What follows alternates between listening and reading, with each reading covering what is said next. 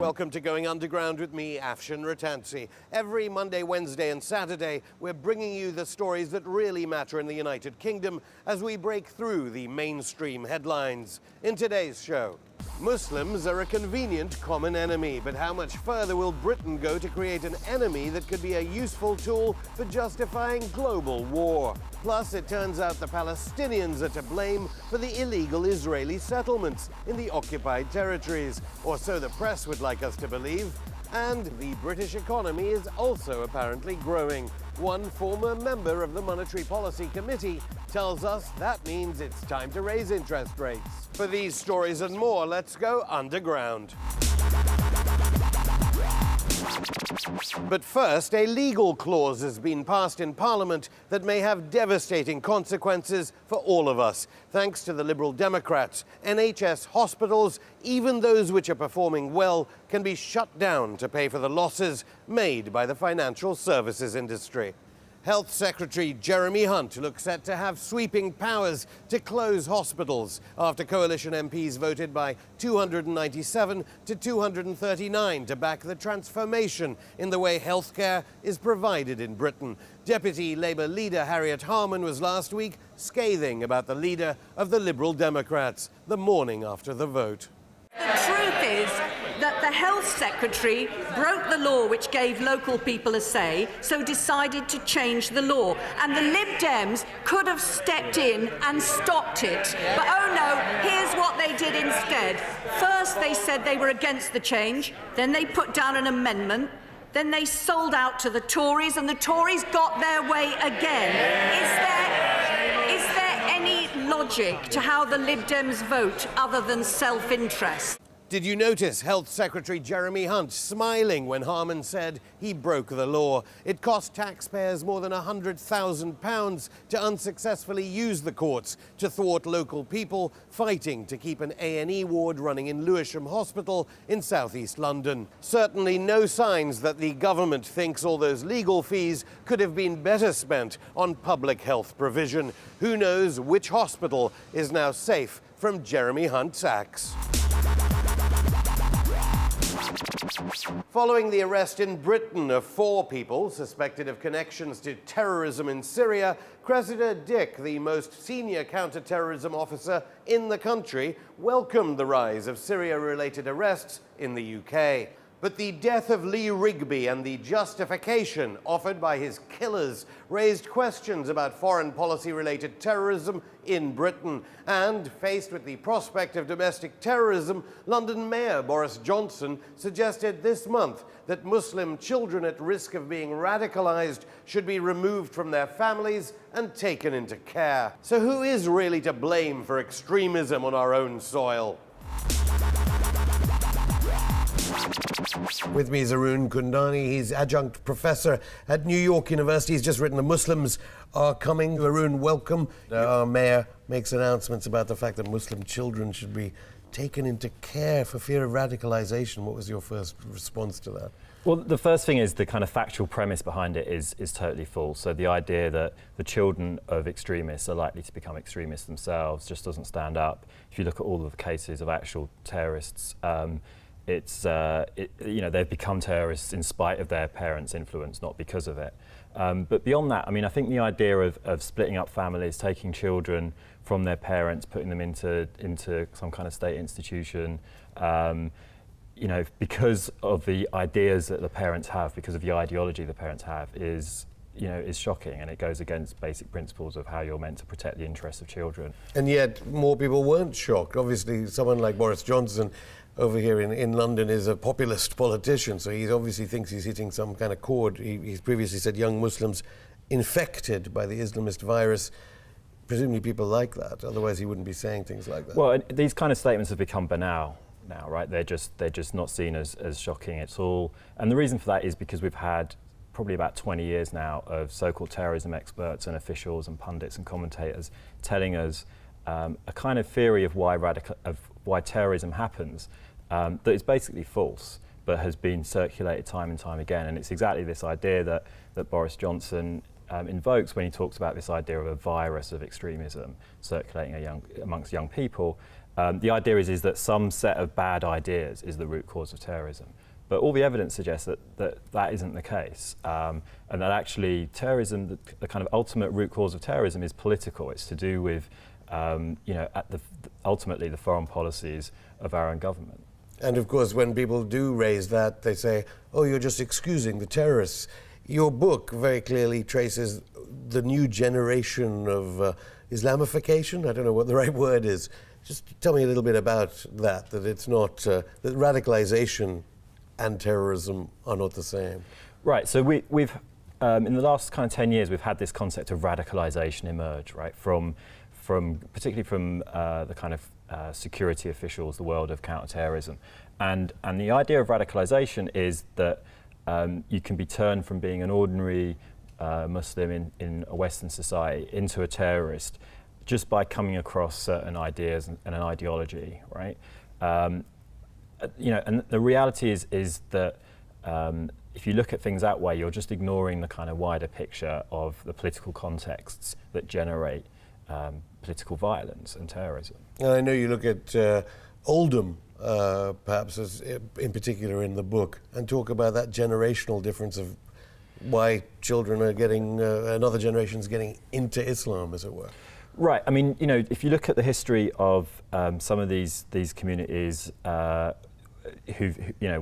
we have communities that have migrated historically from Pakistan and Bangladesh and India, for example. And if you go back to the early 1980s, the way that people looked for solutions to the kinds of political injustices they were experiencing in their lives, whether it was kind of racist violence on the street or institutional racism in policing or kind of issues to do with immigration policy, people at that time turned to a kind of secular radical leftism, right?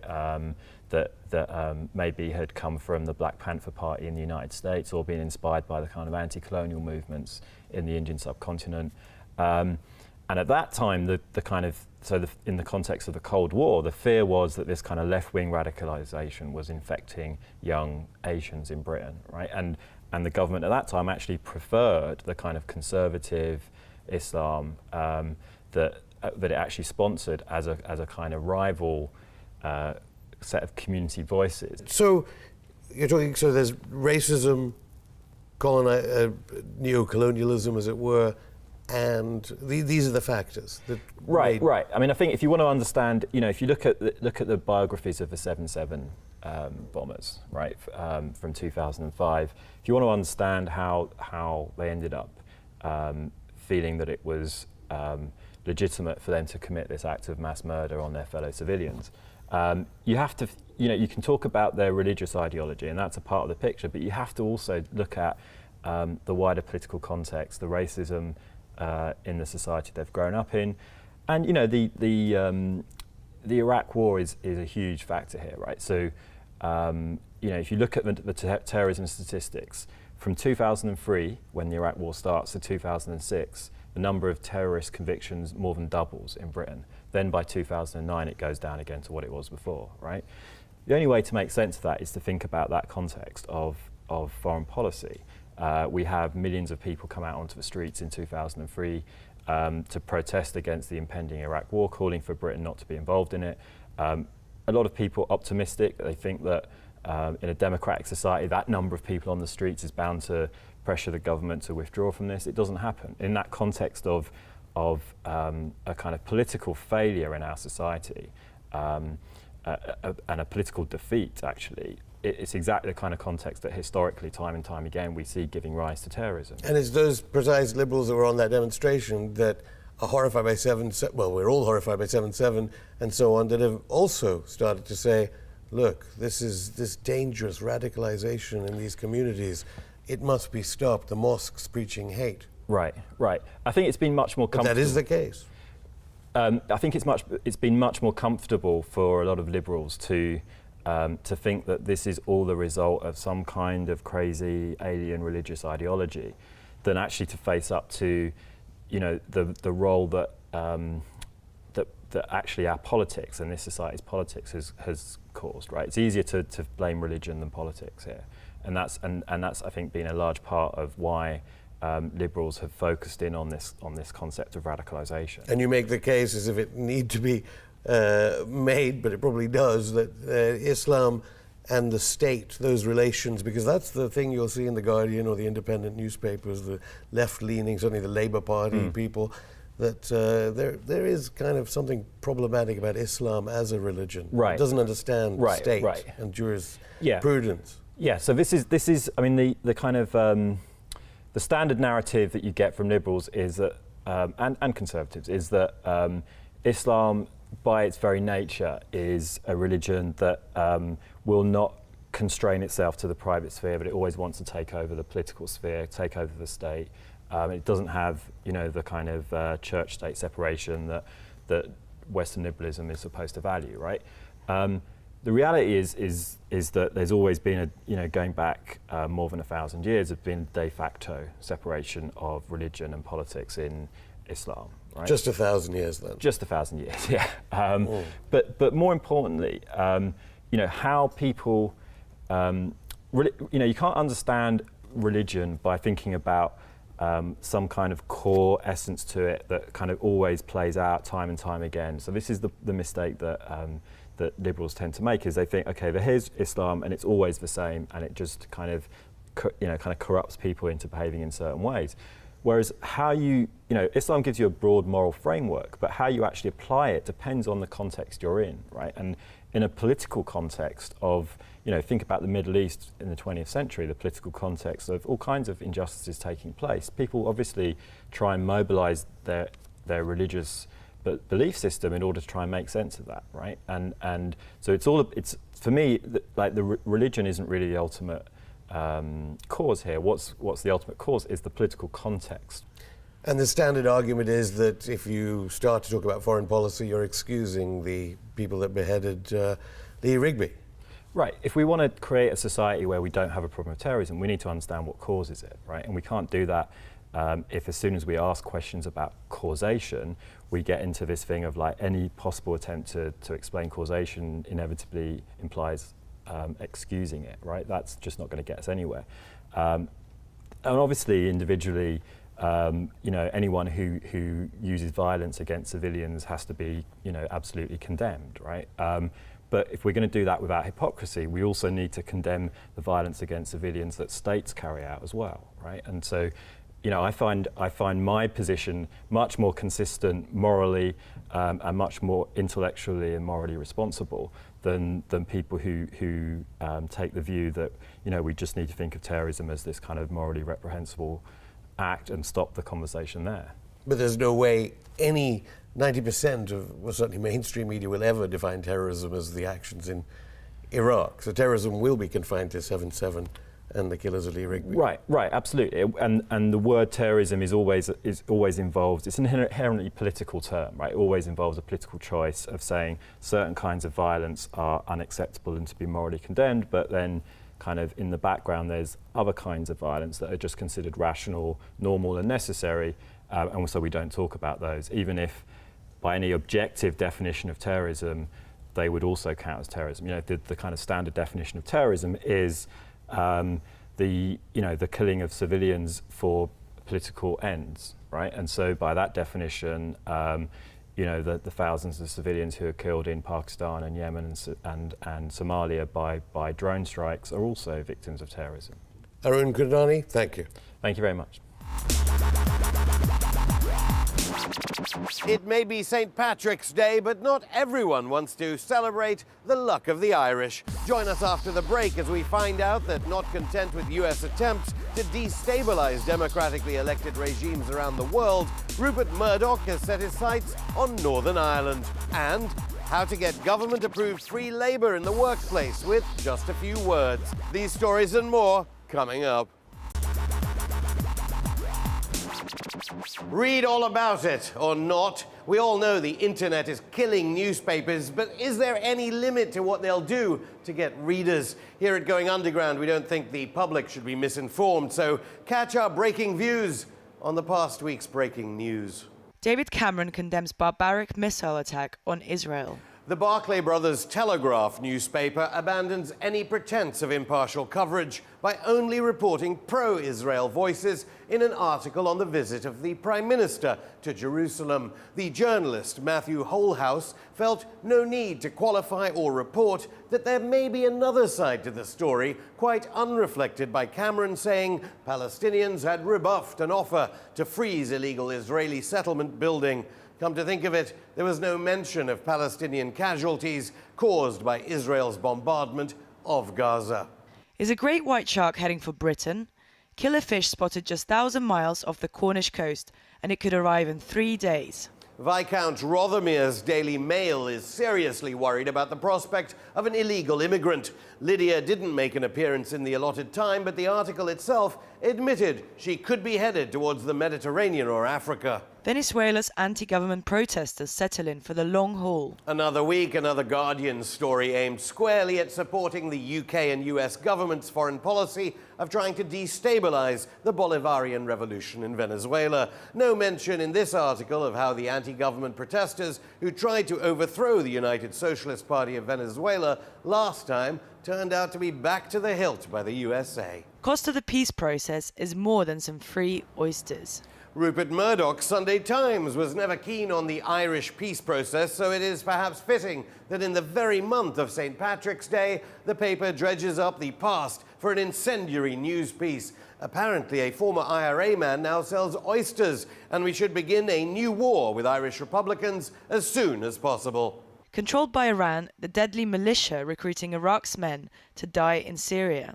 The Guardian at least bothers to remember the plight of hundreds of thousands of people in Syria that have been forgotten by the media. But one has to read pretty far into this article to find out that there's actually no proof the deadly militia is controlled by Iran. But why should that stop the paper trying to scare the British public?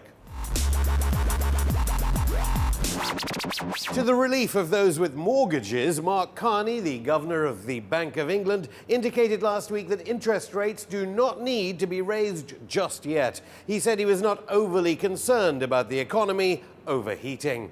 PricewaterhouseCoopers senior economic advisor Andrew Sentence, though, who was on the Monetary Policy Committee which sets interest rates, doesn't agree. He believes quantitative easing may have harmed any perceived economic recovery and that it's now time for rates to rise. With me is Andrew Sentence, senior economic advisor at PricewaterhouseCoopers, who was on the Monetary Policy Committee here in Britain. Welcome, Andrew. Let's begin with, you're a Bank of England policymaker. QE now being credited with the reason we're recovering as an economy here in Britain. You would give credence to that? I'm not so sure about that. I think we're recovering in the UK because the world economy is picking up.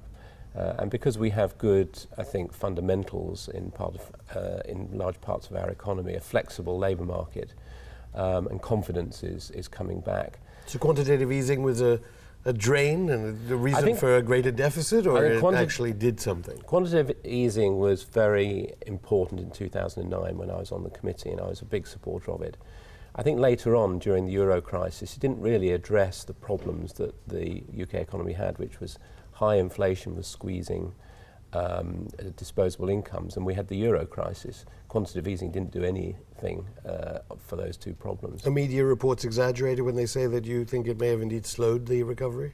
Well, I can think of ways in which the quantitative easing that was done in 2011, 2012 could have slowed the recovery, could have pushed down the value of the pound further and made imported inflation worse. The economy is now recovering, and if anything, it's picking up. And the policy we really now need is to gradually raise interest rates. Albeit at a relatively sluggish level of growth. Your new book, Rediscovering Growth After the Crisis, goes through various myths. How do you think politicians have persuaded us all that basically sluggish growth is a problem? Well, everything that we see on the growth front has to be measured relative to that new normal, as I describe it. And that new normal of growth, I think, for the UK is underlying growth of probably 1.5% to 2%. So when we get growth over 2%, as it has been over the last year, that's really quite good going. So the new normal is not necessarily something we should expect for the medium term, though. I mean, politicians are very proud of it, aren't they, at the moment? The Prime Minister particularly. I think we should expect over the medium term a gradual improvement in the UK's growth rate and in other well-adapted Western economies like the United States and parts of Northern Europe. I think, however, some economies in Europe, like France and the Southern European economies, face a bigger problem of adjustment. And some of the things that we have, like a flexible labour market and the progress we're making putting our public finances in order, are not actually working so well in those economies. A part of the impact of QE, of the new growth statistics, arguably of QE, is of course the prospect of interest rate rises. You advocate a rise in rates sooner rather than later. Do you see this as possibly a democratic problem? Because, of course, the British government doesn't want to raise interest rates ahead of an election. Well, we have to remember, first of all, that interest rates affect people in the economy in different ways. If you're a borrower, certainly it could mean that your mortgage or your borrowing costs go up. But there are a lot of savers out there, and I think the savers have tolerated low interest rates because they thought it was necessary to get the recovery going. Now the recovery is going, and the economy is growing better. I think we need to get a better balance between borrowers and savers. But that swing vote, after all the Daily Mail target stories about house prices for a reason, are interested in interest rates remaining low. Well, we have an independent Bank of England, so it's not politicians who are in charge. The Bank of England takes its own decisions on interest rates. You believe that?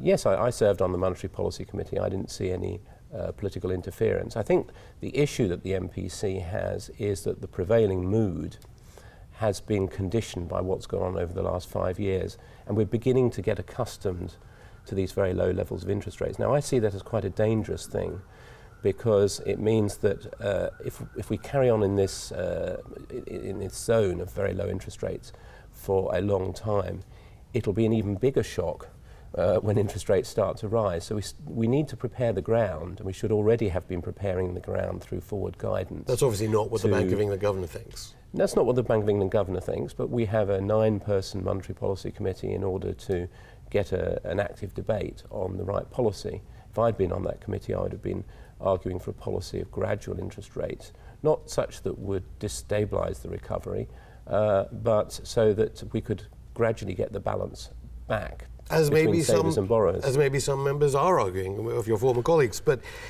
Carney, unusually and completely unlike Mervyn King, saying, 0.5% at this point, maybe at the end of 2015.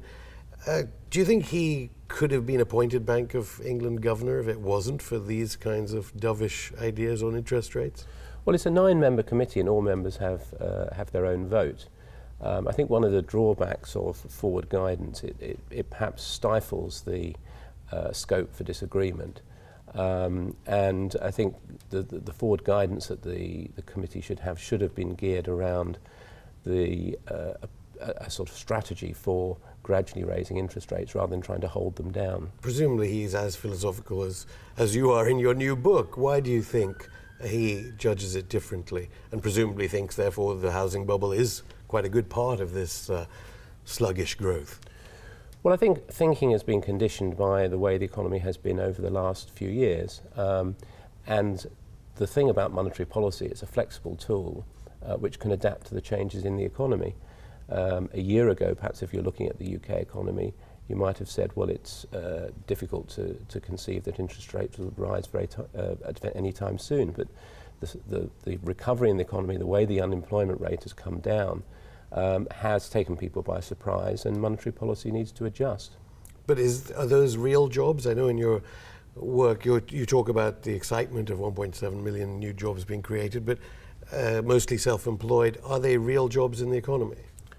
I think there are real jobs in the sense that we are in a flexible labour market where we should expect more people to have part-time work and more people to be self-employed. Unemployment is lower at this stage of the recovery than any of the two previous recoveries from recession in the 1980s and 1990s.